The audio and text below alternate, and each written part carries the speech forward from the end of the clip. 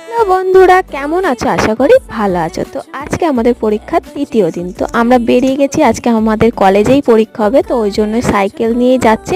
তো তারপরে আমরা এখানে গল্প করতে করতেই যাচ্ছিলাম, কেমন কি হবে, টেনশন হচ্ছে সেই সব গল্প করতে করতেই যাচ্ছিলাম। তারপরে রাস্তায় এখানে জ্যাম লেগে গেছিলো, যেহেতু স্কুল কলেজ টাইম, তো ওই জন্য এখানটা একটু জ্যামটা বেশি লাগে।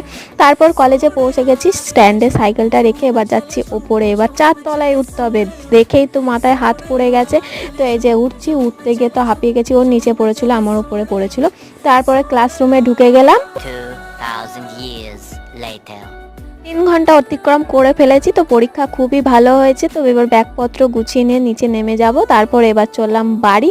তো ওকে জিজ্ঞাসা করছিলাম যে পরীক্ষা কেমন হয়েছে, ও বললো খুবই ভালো হয়েছে, আমিও সেটাই বলছিলাম। তারপরে এখানে দেখছিলাম কিসের যেন মেলা বসেছে, দেখে প্রথমে তাই মনে হলো। তো এখানে কিছু একটা সম্মেলন হচ্ছিল, এখানে গাড়ি যা এসেছিলো তা দেখে আমার মাথায় হাত।